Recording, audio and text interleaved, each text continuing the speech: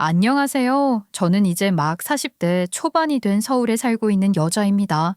제 치부를 드러내는 것 같아 어디서부터 이야기를 해야 할지 잘 모르겠습니다. 사람이라는 존재가 돈 앞에서 한없이 작은 존재라고 하지만 이렇게까지 돈 앞에서 무너지게 될 줄은 꿈에도 상상하지 못했습니다. 정말 별거 아닌 일에 또 가족이라는 울타리 안에서 당연히 해줄 수 있는 일에 행동에 이런 최악의 상황이 발생하게 될 줄도 몰랐고요. 가족이라는 게 얼마나 끈끈한 것인지 모르고 앞뒤로 휘두르려고만 했던 저희 시어머니의 이야기를 시작해 보려고 합니다. 끝까지 잘 들어주세요. 제 인생을 한번 돌아보고자 하니 이상하게 힘들었던 기억이 먼저 떠오르게 되네요. 저는요, 어린 시절이라고 해야 할까요? 20대 중반까지는 정말 힘들게 컸습니다. 그래서 남편을 처음 만났을 때 든든함에 반해서 결혼까지 생각할 수 있었던 것 같아요. 제 남편은 저에게 그 어떤 사람보다 단단하고 기둥 같은 존재가 되어줄 수 있을 거라고 생각을 했었거든요.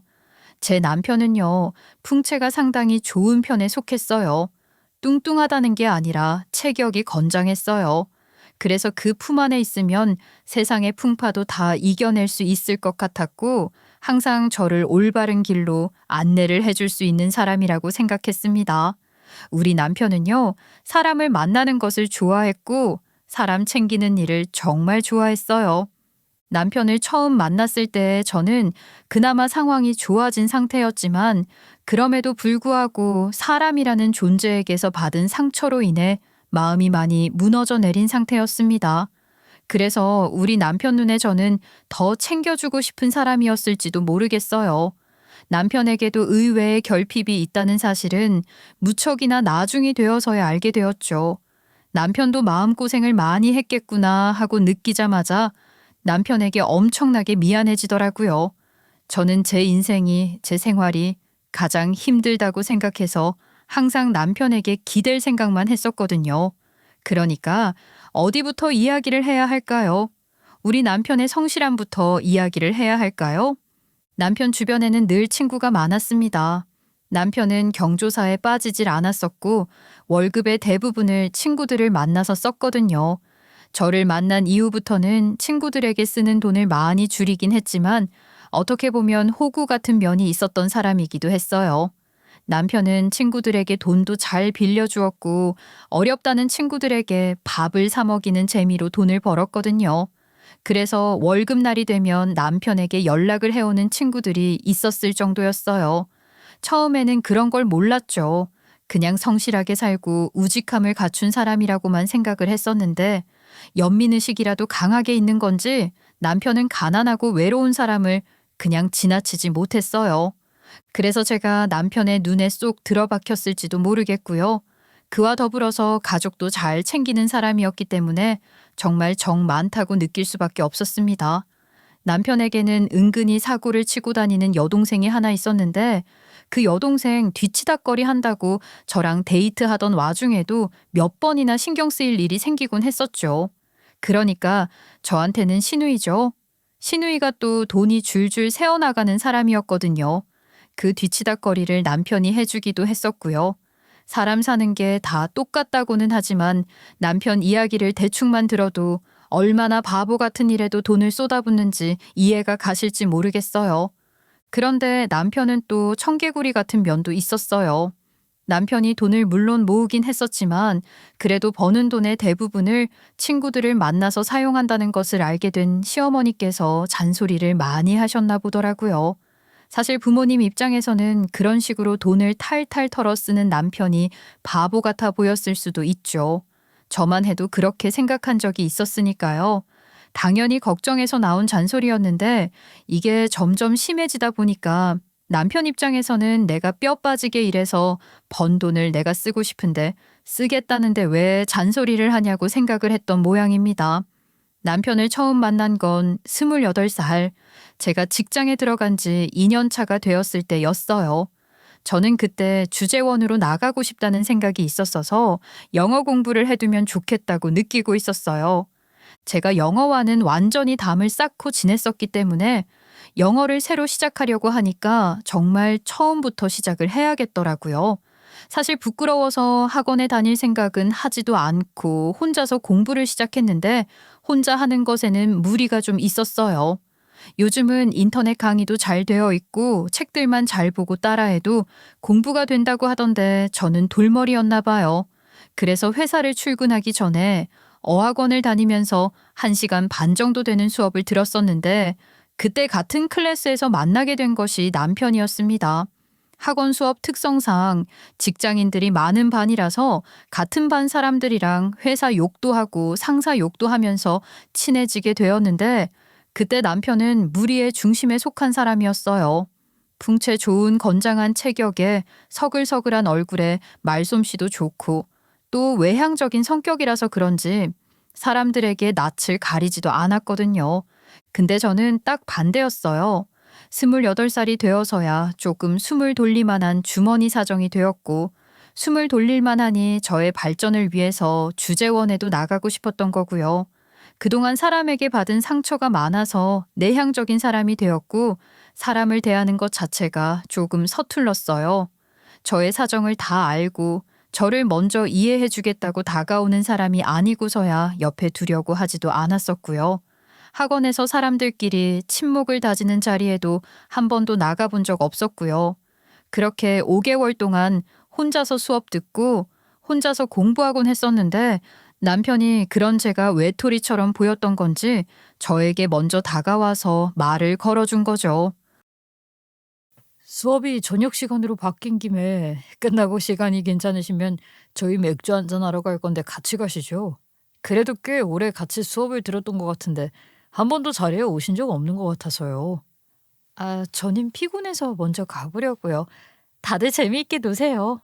제가 그렇게 거절의 멘트를 날렸는데 남편은 저를 포기하지 않고 자리에 한번 나오면 아마 재밌는 이야기들을 많이 들을 수 있을 거라고 꼬시더라고요. 그래도 싫다고 했거든요. 그러니까 자기네들끼리 스터디를 할 건데 같이 할 생각이 없냐면서 자꾸 저를 무리에 이끌고 나가고 싶은 사람처럼 굴더라고요. 자꾸 이러면 귀찮아지기만 하겠다 싶어서 자리에 한번 나가고 난 뒤에 제 취향이 아니라고 거절을 할 생각이었어요. 그날 그렇게 생맥주를 마시면서 같은 수업을 듣는 사람들과 대화를 나누었는데 너무너무 재밌더라고요. 저도 모르게 그 자리에 눌러붙어 앉아서는 쉴 새 없이 떠드는 사람들의 이야기를 경청했다니까요. 제가 흥미를 느꼈다는 걸 알았는지 남편은 그 뒤로도 저에게 계속 모임을 가지자고 말을 했어요. 못 이기는 척 몇 번 따라갔다가 결국 저는 그 무리에 물이 들고 말았죠. 수업도 아침 수업이었다가 저녁 수업으로 바뀌게 되어서인지 수업 후에 맥주를 마시러 가는 일이 종종 있었어요. 그때마다 저는 너무너무 재미있는 이야기들에 배꼽을 잡고 웃기 바빴습니다. 제가 마음의 벽을 조금 허물고 사람들에게 다가가자 사람들도 저에게 마음을 활짝 열어주었어요. 제가 술을 조금 과하게 마신 날이면 남편이 저를 집 근처까지 데려다 주었었는데 그때는 몰랐습니다. 남편 집 방향이 저희 집이랑 비슷한 방향인 줄 알았는데 완전 반대더라고요. 나중에 그 사실을 알고 난 뒤 얼마나 황당했는지요. 매번 그렇게 반대 방향인데 왜 데려다 줬냐고 물으니까 멋쩍게 머리를 긁적이면서 저랑 단둘이 이야기를 나눌 시간이 없어서 그랬다고 하더라고요. 그렇게 친한 사이로 발전한 지 얼마 되지 않아서 남편에게 고백을 받게 되었고 저는 태어나서 처음으로 연애라는 것을 해보게 되었습니다. 그전에는 정말 사는 게 바빠서 연애를 할 시간조차 없었거든요. 이쯤 되니까 저에게 무슨 사연이 있었는지 궁금하지 않으세요? 사실 저는 어릴 때부터 독립적으로 살았었습니다. 그러니까 혼자서 모든 일을 다 척척 해내는 독립적 성향이 강한 아이가 아니라 정말 집을 나와서 독립을 했다는 이야기입니다. 제가 고등학생 때였어요. 제가 중학교 2학년일 때, 제 동생이 초등학교 6학년일 때 저희 부모님께서는 이혼을 하셨습니다. 저희 부모님께서는 집에서 좋은 부모의 모습을 보여주었던 것이 아니라 사이가 나쁘다는 걸 티라도 내듯이 매일같이 싸우셨어요. 도대체 언제까지 이럴 거야? 나는 당신이랑 결혼한 걸 세상에서 제일 후회해. 사람이 서로 맞춰가면서 사는 법을 알아야 하는 건데 당신은 너무 이기적이야. 왜 또 나한테 모든 걸 다 덮어씌우고 그래? 당신이야말로 이기적이지? 딸이 둘이나 있는데 애들을 볼 생각은 안 하고 당신 커리어 때문에 밖에 나가서 일이나 하고 말이야.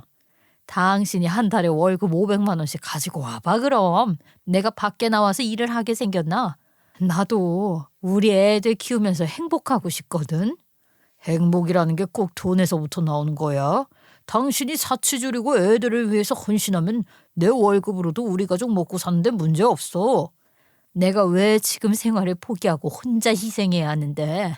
당신이 벌어오는 돈은 한정적인데 그 안에서 내가 골머리를 싸매면서 돈을 아껴 써야 하는 이유가 뭐냐고. 그게 이기적이라는 거야. 애들 친구들 엄마 좀 보고 배워라. 다들 남편이 밖에 나가서 고생한다고 수발이나 들고 있지. 당신처럼 돈 좀 번다고 유세 떠는 사람 없어. 시작은 정말 별거 아닌 일에서 늘 시작했어요. 아빠가 엄마보다 1시간 먼저 퇴근을 하셨는데 엄마가 집에 돌아오면 일거리가 쌓여 있다는 것에서부터 시작된 불만이었습니다. 아빠는 정리라는 것을 할 줄 모르는 사람이었고 엄마는 그런 아빠한테 매일같이 잔소리를 하셨었어요. 처음에는 서로 맞춰가야 하는 거라 생각했겠지만 한 사람이 난 이 정도면 괜찮은 것 같은데 하면서 미루기 시작하니까 트러블이 생길 수밖에 없는 것이었죠. 물론 부부싸움의 불똥이 저와 제 여동생에게 튀지는 않았지만 저와 제 여동생은 늘 언성이 높아지는 부모님을 보면서 언제 우리한테 화살이 돌아올지 모른다는 불안감에 덜덜 떨어야만 했습니다. 그랬던 저희 부모님께서 결국 제가 중학교 2학년 때 이혼 서류에 도장을 찍으셨습니다. 그때 저와 제 여동생이 불안함에 떨었던 것은 부모님께서 서로 저희를 책임지지 않으려고 떠밀면 어떡하나 싶은 생각이 들어서였습니다. 두 분은 매번 싸우실 때마다 저희 자매가 눈에 보이지 않는 듯 행동을 하셨었고 두 분은 각자 본인의 생활이 가장 중요하다는 듯이 이야기를 하셨기 때문에 어린 저희는 잘 모르는 부분이 있었어도 확실하게 두 사람이 저희 자매를 맡으려고 하지 않는다는 것은 알 수 있었습니다. 하지만 예상 밖으로 저희 자매는 엄마를 따라가게 되었어요. 부모님 두 분 다 저희에게 엄청난 애정을 쏟아부어 주셨던 것이 아니었기에 이러다가 친척집이나 할머니 집으로 가게 될지도 모른다는 생각을 했었지만 엄마는 저희를 맡아서 키워주시겠다고 말을 하셨습니다. 근데 그 말이 지금 생각해보면 어이가 없긴 해요. 당연히 자기 배로 낳은 자식이니까 엄마든 아빠든 누군가는 저희 자매를 책임지는 게 맞는 일인데 엄마는 선심을 쓰듯이 너희들은 본인과 살게 될 거라고 말을 하셨었거든요. 무척이나 어렸고 또 미래가 불확실하다고 느낀 저희 자매에게 엄마의 그 선심은 당연한 것이 아니라 감사한 일이 되었죠.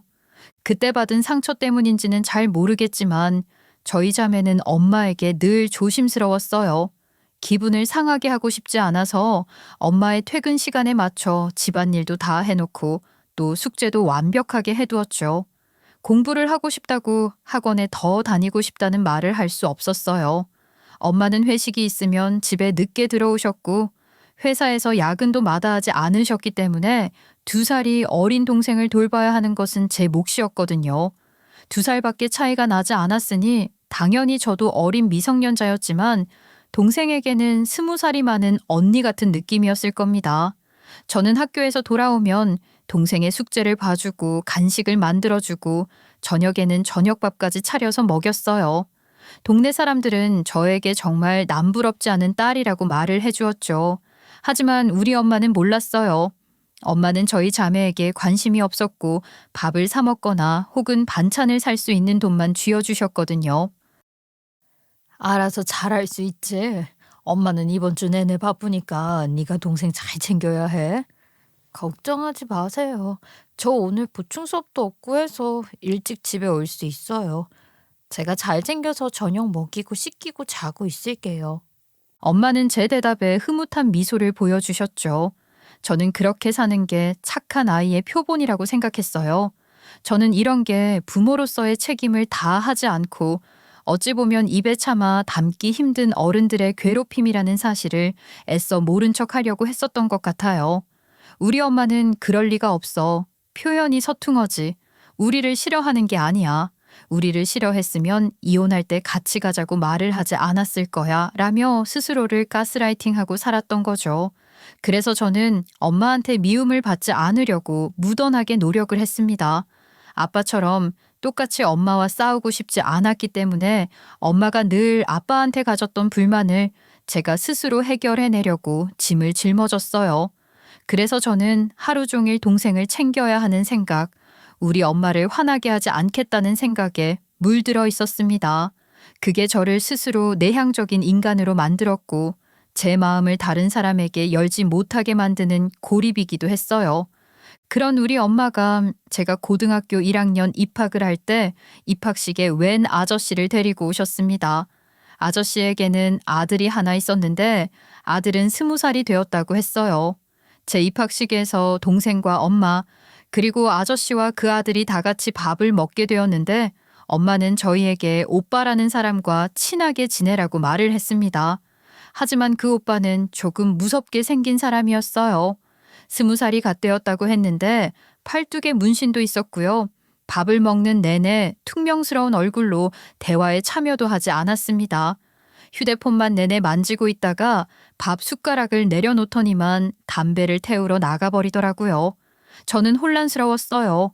이 아저씨와 왜 밥을 먹어야 하는지 어렴풋이 눈치는 채고 있었지만 엄마 입에서 제발 제가 상상하는 말이 나오지 않기를 바랐죠. 하지만 그건 제 바람일 뿐이지 현실은 아니었어요. 엄마는 그 아저씨와 재혼을 했고 저와 제 동생, 그리고 우리 엄마는 아저씨의 집에 들어가서 살게 되었거든요. 집은 으리으리하고 좋았어요. 방이 2개밖에 없던 작은 빌레에서 방이 4개나 있는 40평 후반의 아파트로 이사를 가게 되었으니 중학생이던 동생은 신분이 상승한 것 같다면서 좋아했죠. 저와 제 동생은 같은 방을 쭉 쓰다가 각자의 방이 생기게 되어서 기쁘긴 했지만 하루 종일 그 집에서 눈치를 봐야만 했어요. 바로 오빠라는 사람의 눈치였어요. 야, 너네 설마 내 충전기 건드렸냐? 아니요. 오빠 방에는 아예 들어간 적도 없는데요? 구라치지 마. 조그만한 게 아주 입만 열었다면 구라네. 그럼 내가 방에 늘 꽂아두고 쓰는 충전기가 어딜 갔는데? 오빠는 자기 방에 우리가 허락도 없이 들어왔다면서 저와 제 동생 방을 난장판으로 만들어 놓고 화를 내곤 했어요. 물론 그 충전기를 가져간 범인은 저희 자매가 아니라 새아버지였어요. 아침에 오빠가 자고 있을 때 말을 하고 가져가신 거라 했는데 오빠가 잠결이라서 못 들었나 봐요. 그런 일이 한두 번이 아니었어요. 밥을 먹다가도 반찬이 마음에 들지 않는다면서 저희 자매 앞에서 엄마한테 막말을 쏟아붓는다던가 집에 술이 다 떨어졌다고 제가 없는 틈에 동생에게 술을 사오라고 심부름을 시킨다던가 중학생인 동생이 어디서 술을 사올 수 있겠어요? 술을 파는 곳이 없다고 못 사왔다고 하니 제 동생에게 손찌검을 하려고 했다는 것입니다. 저는 그때부터는 더 이상 참을 수가 없었어요. 그래서 독립을 결정하게 되었죠. 고등학생이었지만 평생 챙긴 제 동생인데 앞으로는 더 수월하게 챙길 수 있을 거라 생각했어요. 당연히 걱정부터 하실 거라고 생각했던 엄마와 새아빠였지만 실상은 잘 생각했다는 칭찬을 받았습니다. 제가 집을 하나 얻어달라고 하자 정말 기다렸다는 듯이 저렴한 방 2칸짜리 빌라를 하나 얻어주셨어요. 심지어 살고 있는 집에서 거리가 조금 있는 곳이었기에 저와 제 동생은 전학도 가야 했습니다. 그렇게 고등학생 때부터 저는 제 동생과 둘이 살았고 제 동생의 보호자는 제가 되었죠. 그래도 매달 엄마가 생활비도 보내주시고 집도 새아빠 명의로 된 빌라라서 전세 걱정, 월세 걱정은 없었습니다. 하지만 엄마가 보내주는 생활비는 턱도 없이 부족했고 저는 대학에 입학해 1년이 지나자 학비가 모자라서 아르바이트를 해야 했어요. 엄마, 나 이번 달에 대학 등록금도 모자라고 진선이 이제 고3이라서 학원도 더 보내야 할 것 같은데. 얘, 너 이제 성인이야. 그 정도는 네가 알아서 벌어야 하지 않겠니? 아니, 엄마 품 떠나 산 지가 벌써 몇 년인데 아직도 엄마한테 돈을 달라고 하면 어떡해. 엄마도 엄마 생활이 있는데 네 아빠는 뭐 한다니? 맨날 나한테만 돈 달라고 하지 말고 아빠한테도 좀 달라고 그래라.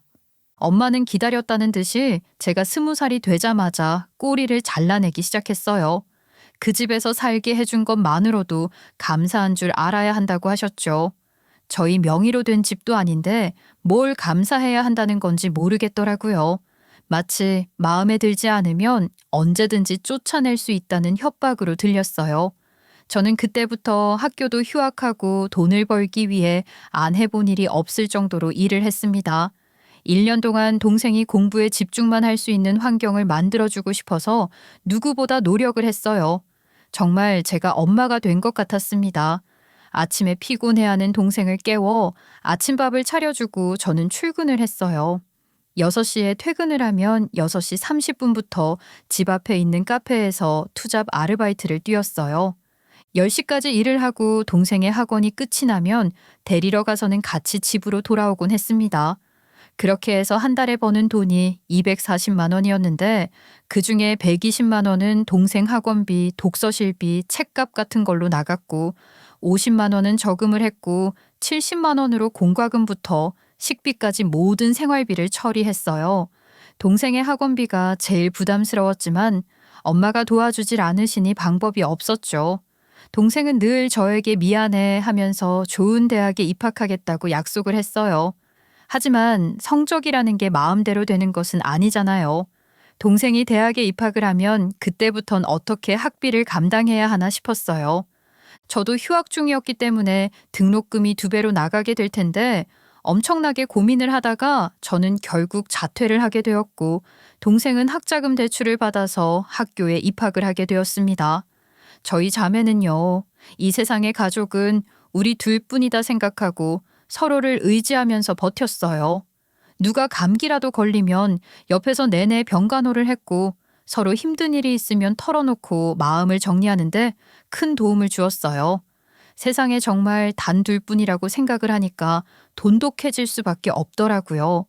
자매들은 그렇게 싸우면서 크는 거라고 하던데 저희는 단 한 번도 싸워본 적이 없었어요. 싸움을 하기엔 서로를 너무 잘 알았고 서로 원하는 게 뭔지 싫어하는 게 뭔지 부부 사이처럼 속속들이 잘 알았으니까요. 제가 대학을 자퇴했다는 이야기를 꺼냈을 때 동생이 불같이 화를 내긴 했지만 그게 저를 걱정해서 하는 말이라는 것을 잘 알았기 때문에 반박을 할 수 없었죠. 그렇게 동생 학비는 대출을 받고 저는 쭉 일을 하면서 생활비를 벌었고 그때부터 저희를 낳아주신 부모님의 도움을 받지 않았어요. 나중에서야 아빠를 만나서 들었는데 아빠는 꾸준히 저희 양육비를 보내주시고 있었다고 하더라고요. 그 양육비를 엄마가 새아버지와 새오빠를 위해 쓰고 있었다는 건 정말 나중에서야 알았습니다. 그렇게 1년 시간이 지나가고 제 나이가 27살이 되었을 때 새오빠의 사고 소식을 들었습니다. 음주운전으로 세상을 떠났다고 하더라고요. 장례식에 찾아가니 피폐해진 엄마가 저희 자매에게 부조나 많이 하고 가라고 이야기를 하는데 정말 남이구나 싶더라고요. 동생이 내 유일한 가족이다 하면서 28살 때부터는 마음을 비웠고 저에게도 여유가 조금 생겼어요. 동생이 취업을 했기 때문에 생활비를 보태기 시작했기 때문이었어요. 갚아야 할 돈이 꽤 있긴 했지만 그래도 둘만 남았다고 생각하면서 마음을 비우니 행복함도 다가오더라고요. 점점 희망의 빛이 생기던 와중에 남편을 만나게 되었던 거죠. 남편은 1년을 제 근처에서 머물다가 저에게 고백을 했고 저는 당연히 거절했습니다. 연애를 할 시기가 아니라고 생각했기 때문이었어요. 그런데 그 이후에도 저와 가장 친한 사람이라는 타이틀을 달고 제 옆을 맴돌기 시작했고 제 나이 30살에 다시 한번 고백을 받았습니다. 저는 제 이야기를 간략하게 남편에게 해주었어요. 남편은 제 손을 꼭 붙잡았습니다. 다 괜찮아. 나는 다 이해하고 포옹할 수 있어. 가벼운 마음으로 고백한 것도 아니었고 널 진심으로 좋아해. 내 사정이 지질이 궁상맞다는 생각은 안 해? 나는 당신이 바라는 만큼의 애정과 시간을 쏟지 못할 수도 있어. 괜찮아. 부족한 부분은 내가 더 채우면 돼. 사랑이라는 건 서로 부족한 걸 채워주는 거라고 하잖아. 남편은 말도 예쁘게 하는 사람이었죠. 저는 연애를 시작하고 속수무책으로 남편에게 빠져들기 시작했어요. 남편이 제 동생을 챙겨주고 친구들을 챙기는 게 여유 있어 보였고 닮고 싶은 부분이라고 생각을 했어요. 3년의 연애 끝에 결혼을 하게 되었을 때 남편은 제 여동생에게 결혼 허락을 맡았고 저는 그 모습을 보고 울어버리고 말았죠. 제 동생도 울었어요. 좋은 형부가 되어달라고 단단히 부탁을 하더라고요. 그리고 시댁에 인사를 드리러 갔을 때 예상치 못한 시어머니의 반응에 조금 겁을 먹기도 했었습니다. 내가 대충 이야기를 들었는데 고아라고 했나? 엄마, 내가 언제 그렇게 말을 했어? 부모님께서 이혼하시고 처제랑 둘이 산다고 했지. 그거나. 솔직히 내가 우리 아들 정말 부족한 거 없이 잘 키웠거든. 근데 부모 없는 애가 며느리로 들어온다고 해서 편견을 좀 가지긴 했지. 아이 뭐 가정교육이라는 게 중요한 법 아니겠니? 결혼하고 나면 그 여동생은 어떻게 사는 건데?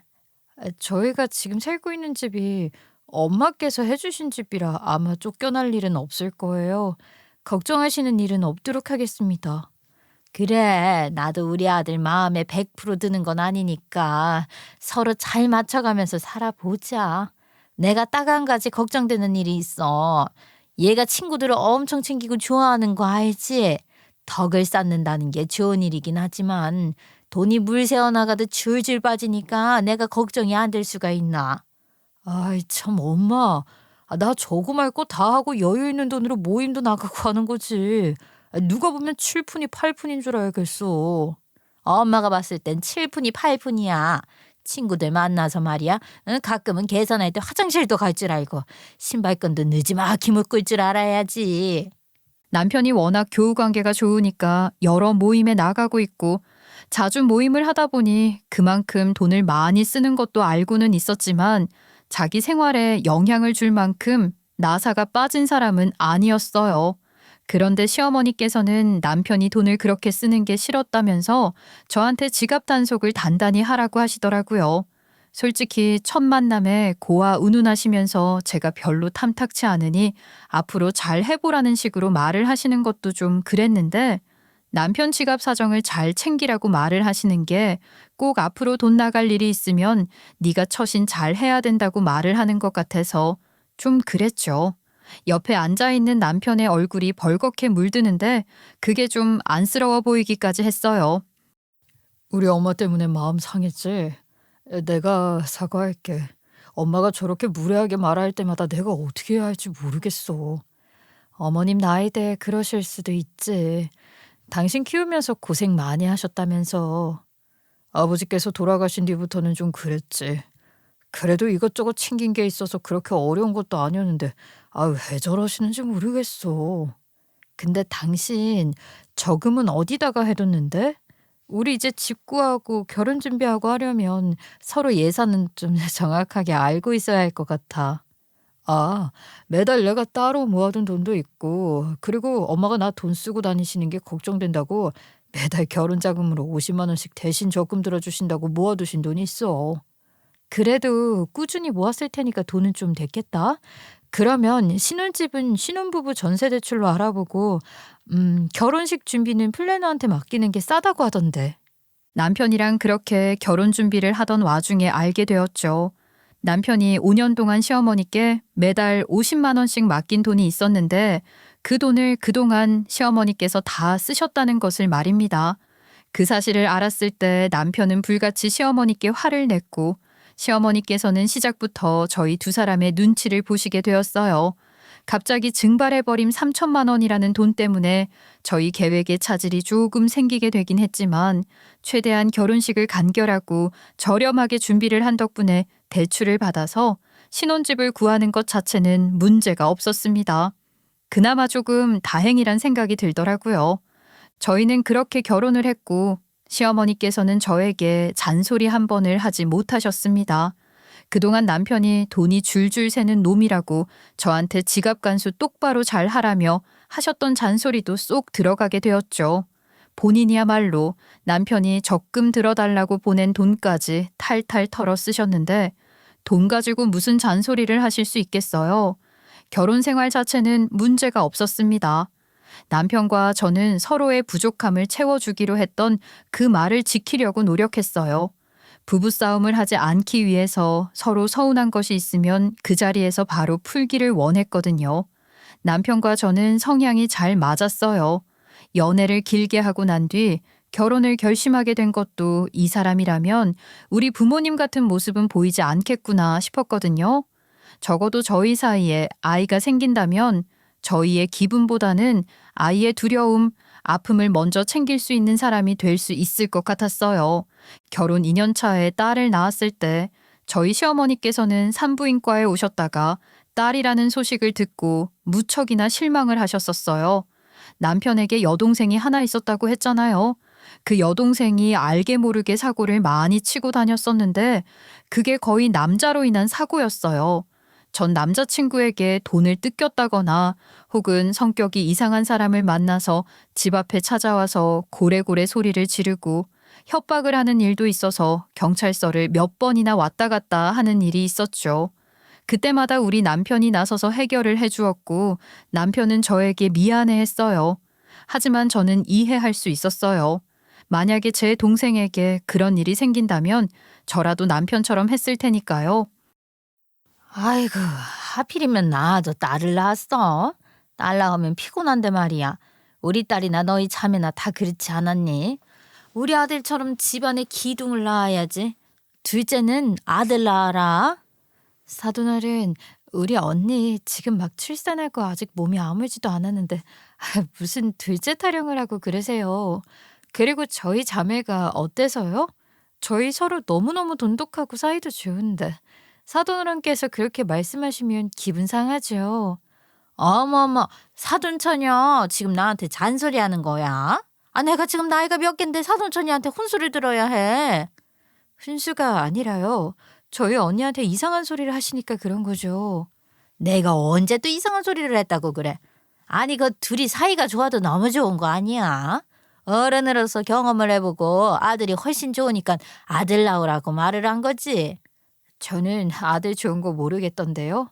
저는 우리 언니가 꼭 언니 닮은 딸을 낳았으면 좋겠다고 생각했었어요. 엄마야, 아유 저 말 대꾸하는 거 좀 봐. 아니 언니가 아니라 무슨 엄마인 줄 알겠어?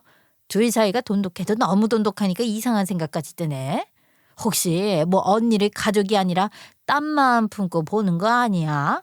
요즘은 여자가 여자 좋아하는 이상한 사람들도 늘어났다고 하던데. 사돈어른, 말 조심하세요. 여자가 여자 좋아하는 게 뭐 어떻다고.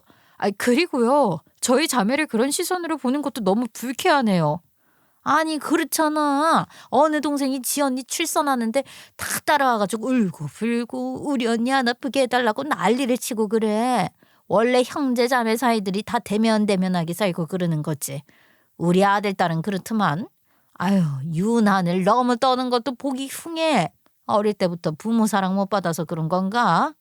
어머님 정말 너무하시네요.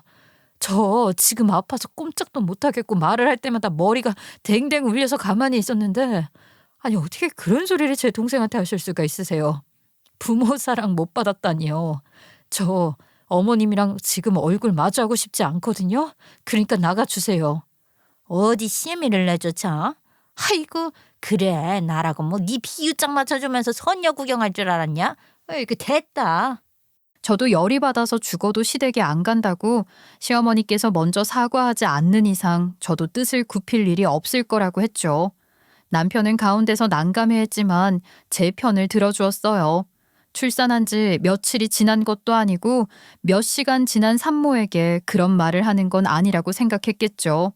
그런데 시어머니께서는 본인은 잘못한 게 없다고 고집을 부리셨고 저에게 사과를 받아야지 사과를 하고 싶지 않다고 하셨습니다. 저는 명절에도 시댁에 찾아가지 않았어요. 시어머니께서 뜻을 굽히지 않는 이상 제가 먼저 굽히고 싶지 않았거든요. 그렇게 1년 동안 냉랭하게 연락도 없이 지내다가 저희 아이 돌잔치를 해야 해서 남편이 시어머니께 연락을 드렸고 정말 1년 만에서야 드디어 얼굴을 뵙게 되었습니다. 내가 우리 손녀딸 돌잔치라서 온 거다. 너 보려고 온 거 아니야? 예, 알겠습니다. 어머니께서 사과 한마디 하시는 게 그렇게 힘들다고 하시니까 돌잔치 잘 즐기다가 가세요. 와, 언니. 성격도 정말 대단하다. 보통 이쯤이면 며느리가 먼저 사과해야 하는 거 아니에요? 제가 왜요? 아가씨도 나중에 시어머니한테 똑같은 소리 들어봐요. 먼저 사과하고 싶은가? 저도 똑같은 사람처럼 굴었죠. 옆에서 말리는 시누이가 더 얄밉다고 부채질을 해대는데 제가 톡 쏘아붙이니까 아무런 말도 못하더라고요. 돌잔치가 끝이 나고 몇 개월 지나지 않아서 제가 둘째를 가지게 되었어요. 둘째를 가지면서 저는 회사를 그만두게 되었습니다. 둘째는 애가 예민한 건지 툭하면 배가 너무 당기게 아팠고 임신 당뇨 검사에서도 좋지 못한 결과를 받았기에 남편이 저에게 일을 쉬었으면 좋겠다고 먼저 말을 해주어서 일을 그만두었어요. 저는 집에서 아이를 돌보며 둘째 태교도 열심히 하고 틈틈이 제가 하고 싶었던 일들을 하기 시작했어요. 정말 너무 행복했습니다. 그렇게 36살에 둘째를 낳았고 둘째를 키우면서 정말 정신없는 시간을 보냈어요. 비록 몸조리를 도와주고 육아를 도와줄 친정이 없었고 시댁이 없었지만 요즘은 또 시설이 잘 되어 있고 정부 지원도 괜찮아서 어려운 점은 없었어요. 특히 조카 바보인 동생이 제가 힘들 때마다 달려와서 육아에 도움을 주었기 때문에 힘이 더 났죠. 제 동생이 몰랐는데 아이를 정말 잘 돌보더라고요. 어디서 배운 거냐고 시집가도 되겠다고 말을 하니까 저한테 다 언니한테 배운 거라고 말을 하는데 어찌나 기특했는지 몰라요. 동생이 아니었으면 혼자서 정말 힘들었을지도 모르겠어요. 둘째까지 낳았을 땐 정말 멘탈이 탈탈 털렸었거든요. 어린 아이 둘을 한 번에 본다는 것이 정말 쉽지 않은 아이였어요. 하지만 어디 투정을 부릴 곳도 마땅치 않았었어요. 남편은 두 아이를 책임져야 한다는 부담감 때문에 그렇게 좋아하던 모임도 나가지 않고 돈을 벌어오느라 바빴고 제 육아를 도와주느라 힘을 쓰고 있었어요. 저와 남편의 사이는 더할 나위 없이 좋았습니다. 하지만 저희가 좋다고 해서 모든 문제가 해결되는 것은 아니었어요. 끝까지 제가 마음에 안 든다는 식으로 나오는 시어머니 때문에 피곤했거든요. 시누이는 옆에서 먼저 굽히고 찾아와서 빌어라 하는데 제가 뭘 잘못했다고 빌어야 한다는 건지 모르겠더라고요. 그냥 어떻게든 며느리의 길을 눌러버리고 싶어 하는 시어머니 같았어요. 빠듯한 생활이 이어지긴 했지만 저희 부부의 형편은 그래도 조금 나아지고 있었어요. 저희가 그 사이에 대출을 끼우긴 했지만 집도 장만을 했거든요. 아이가 둘이니까 방이 3개인 아파트에 들어가게 되었어요. 신축은 아니었지만 그래도 초등학교가 근처에 있고 주변 생활시설이 괜찮은 곳으로요. 저희가 이사를 하고 집들이에 초대를 하지 않았다고 시어머니께서 뿔이 난 것은 둘째였죠. 저희가 그렇게 행복함에 취해 있을 때 저는 꿈에도 생각하지 못했습니다. 제 동생이 그렇게 힘들어하고 있을 줄은 말입니다. 늘 저희 집에 올 때마다 빈손으로 온 적이 없었고 조카를 돌보는 것을 누구보다 좋아했었기 때문에 저는 제 동생이 잘 지내고 있는 줄로만 알고 있었어요. 그런데 어느 날 동생의 얼굴이 문득 어두워 보인다는 생각이 들더라고요. 혹시 무슨 일이라도 있는 건가 싶었죠. 동생에게는 오래 만나던 남자친구가 있었어요. 이제 동생의 나이도 37살이 되었는데 결혼을 해야 하는 시기임에도 불구하고 결혼 이야기도 없고 얼굴에는 그림자만 가득하고 혹시 헤어졌나 싶은 생각이 들더라고요. 그래서 동생에게 물어봤죠. 진선아, 너 혹시 남자친구랑 헤어졌어? 슬슬 결혼 이야기도 나와야 할 시기인데 얼굴 표정도 조금 어두운 것 같고. 언니, 그게 맞아, 헤어졌어. 헤어진 지 좀 됐어. 아이고, 그런 일이 있었으면 언니한테 말을 하지. 언니 이제 수유도 다 끝나고 애들도 통잠 자서 밤에 술 한잔 할 수 있는데. 얘 언제 헤어졌는데 왜 헤어졌어? 사실은 내가 요즘 좀 힘들어, 언니.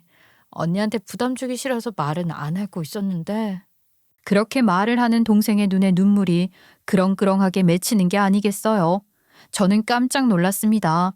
제 동생이 어릴 땐 울음끝이 긴 아이였지만 나이를 먹으면서 언제 그랬었냐는 듯이 눈물이 메말라 버린 아이였거든요.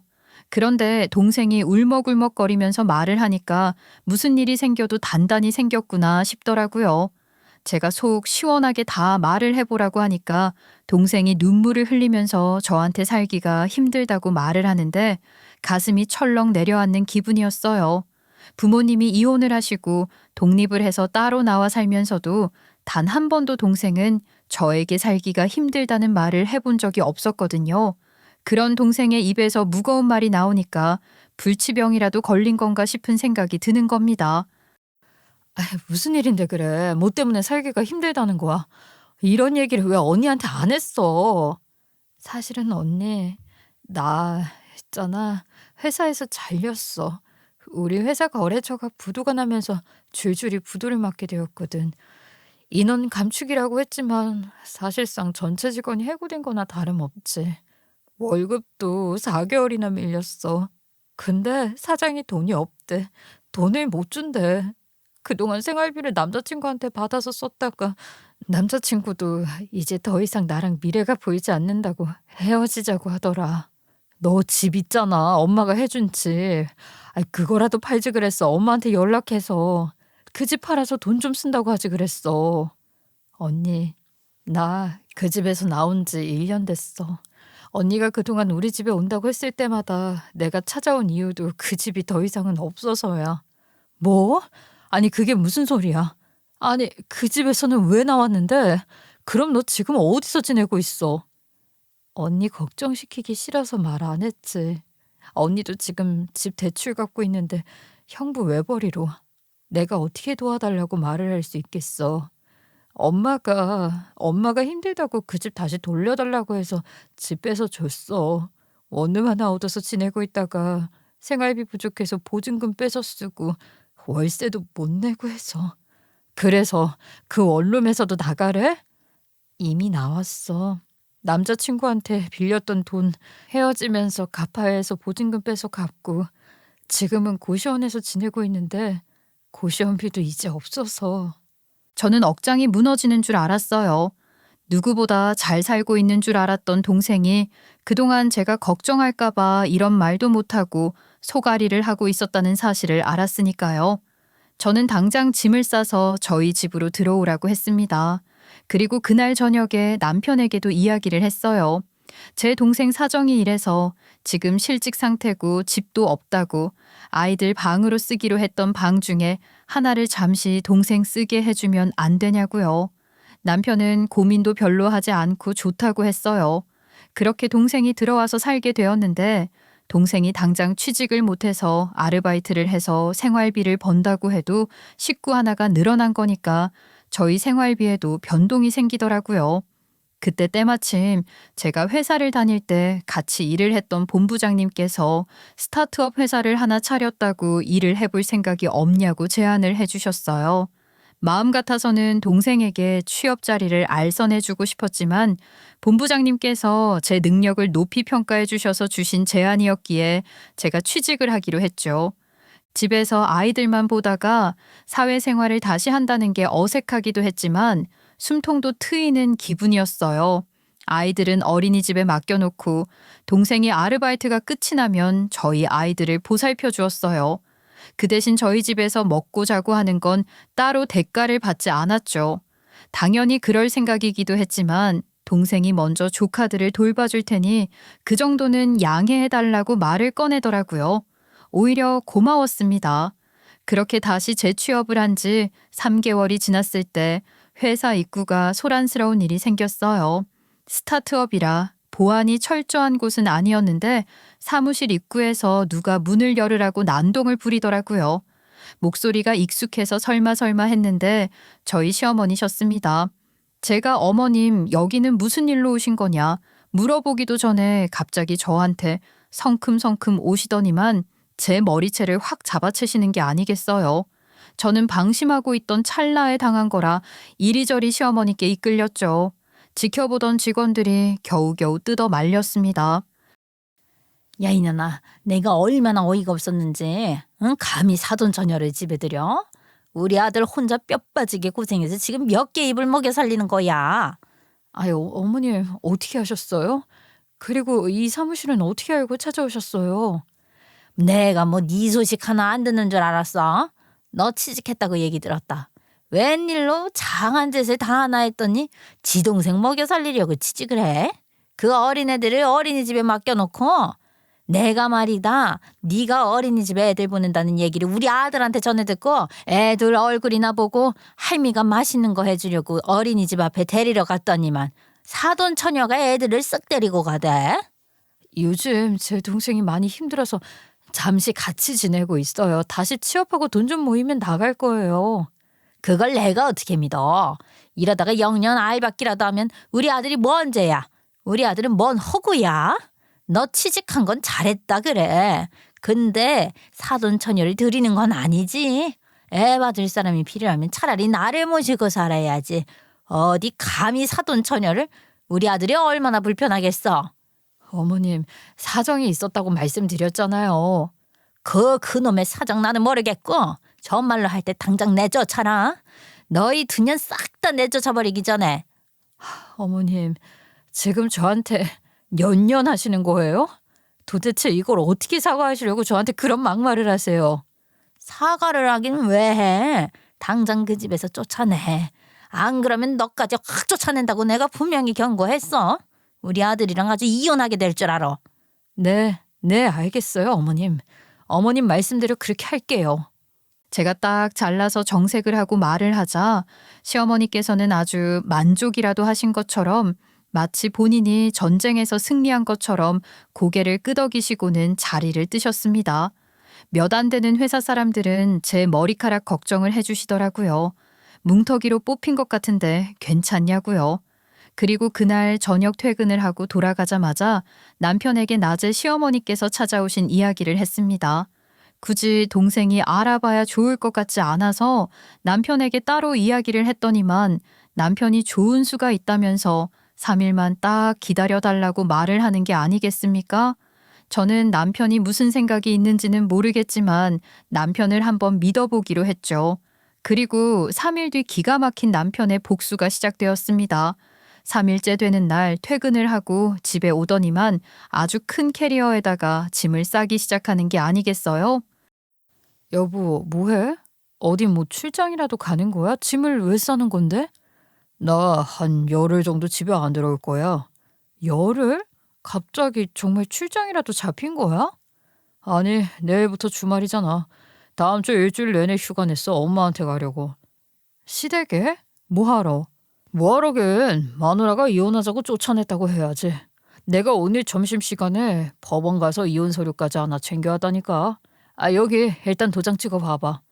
뭐 하는 거야? 내가 하자는 대로 해봐. 엄마가 당신한테 사과하게 만들 거니까. 남편은 저에게 이혼 서류를 내밀었고 저는 이혼 서류에 빈칸을 빼곡하게 채우고 도장까지 찍었어요. 남편은 아이들에게 다음 주 주말에 돌아오겠다고 말을 하고선 룰루랄라 그 큰 짐을 들고 시댁으로 갔습니다. 그리고는 감감무소식이었어요. 남편이 시어머니께 전화가 걸려오면 절대로 받지 말라고 했거든요. 2시간 뒤에 시어머니께서 전화가 마비가 될 정도로 저에게 전화를 거셨지만 저는 남편이 시킨 대로 전화를 받지 않았습니다. 정확하게 딱 9일째가 되는 날 시어머니께서 저에게 구구절절 사과의 문자를 보내셨어요. 며느라가야, 내가 잘못했다. 사정이 있어서 사돈처녀도 집에 와 있었던 건데 내가 너무 가족 상황을 이해하지 못하고 너를 몰아세운 것 같구나. 이 하자 있는 놈 좀 이혼하지 말고 내려가면 안 되겠냐? 내가 아주 버릇 싹 다 고쳐놓으마. 제발 우리 아들 좀 데려가줘.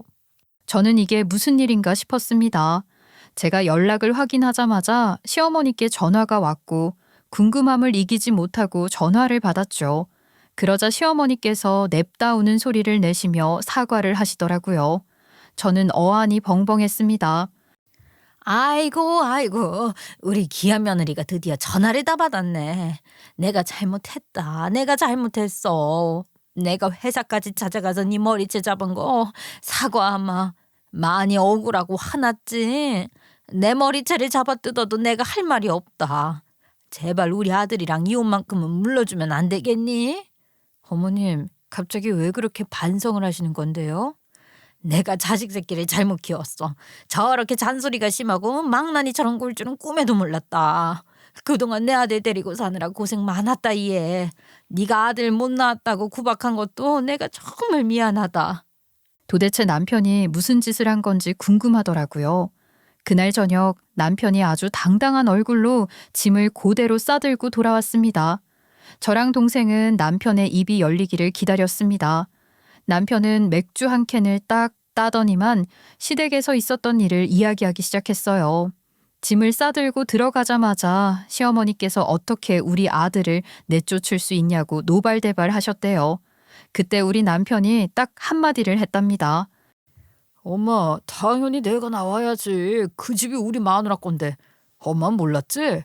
우리 마누라 말이야. 원래 공대 나왔단 말이야. 집에서 이것저것 뭐 만지는 걸 좋아했는데 일 그만두고 둘째 태교하는 동안 자연분해가 되는 정수 필터 만들어서 특허 낸 게 팔렸다니까.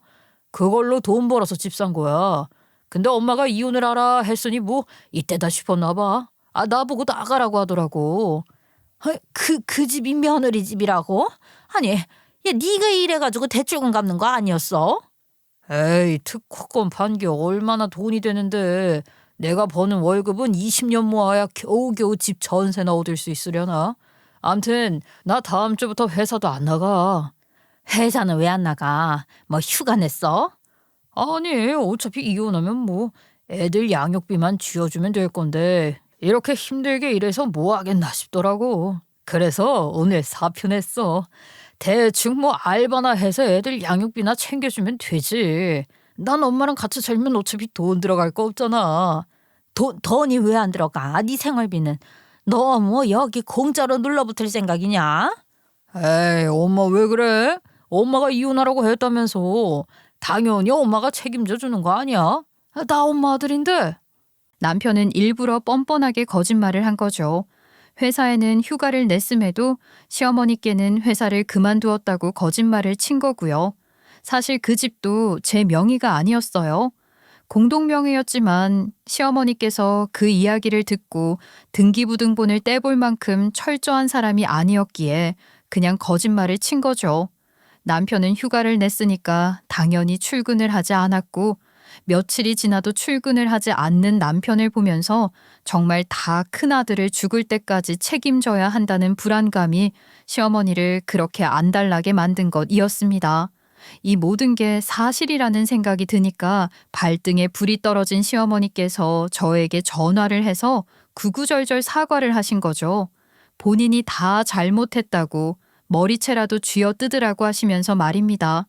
그리고 시어머니께서 며느리에게 당장 무릎이라도 꿇으러 가겠다고 하니 남편이 한번 말이라도 꺼내보겠다면서 다시 집으로 들어온 것이었어요.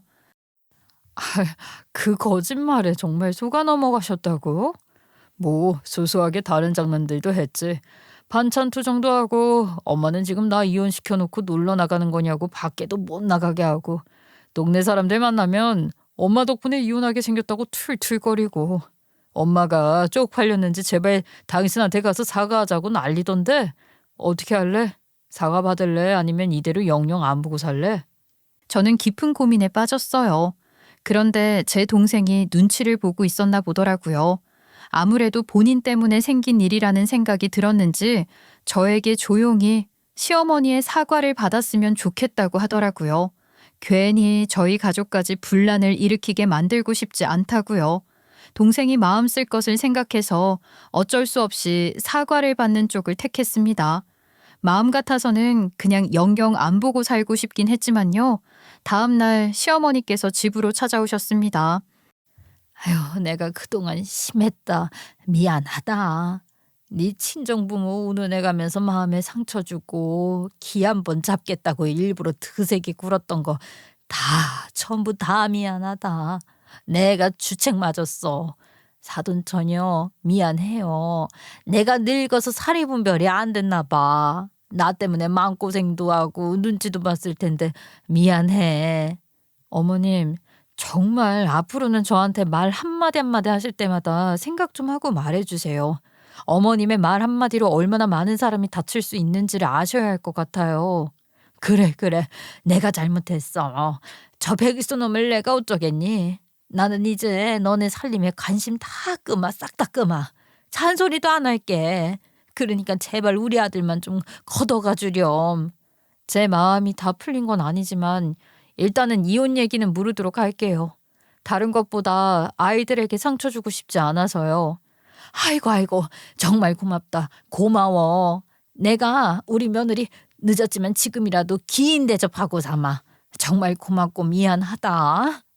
시어머니께서 바짝 쫄아붙어서 제 눈치 살살 보시면서 이야기를 하는데 은근히 통쾌하고 고소하더라고요. 남편이 회사를 그만두지 않았다는 것도 이 모든 게 다 쇼였다는 것은 평생 우리끼리의 비밀로 간직하기로 했습니다. 그렇게 6개월이라는 시간 동안 제 동생은 저희 집에서 더 살다가 취직해서 독립했어요. 보증금을 저희 부부가 도와주긴 했지만 살만한 원룸을 얻을 수 있었거든요. 거기다가 새로 취직한 회사가 월급이 밀릴 걱정이 없는 꽤 규모 있는 회사였고 이전에 못 받은 월급은 고용노동부를 통해 소송에 들어가게 되었어요. 일이 술술 잘 풀렸으면 하는 바람입니다. 여러분, 말로 준 상처는 결국 말로 돌아오게 되어 있더라고요. 저희 시어머니께서도 이 부분 절절하게 느끼셨겠죠? 벌써 1년이 훌쩍 지난 일이지만 어제 일처럼 생생한 걸 보면 제가 말로 받은 상처가 꽤 컸던 것 같습니다. 지금은 시누이도 저한테 깐죽거리지 못해요. 시어머니께서 눈치를 엄청 주시거든요. 완벽하게 마음이 풀린 건 아니지만 그건 차차 풀어가면 된다고 생각합니다. 여러분, 앞으로 저 현명하게 남편과 육아도 열심히 하고 사회생활도 열심히 하면서 잘 맞춰가며 살아보겠습니다. 제 사연 끝까지 들어주셔서 감사합니다.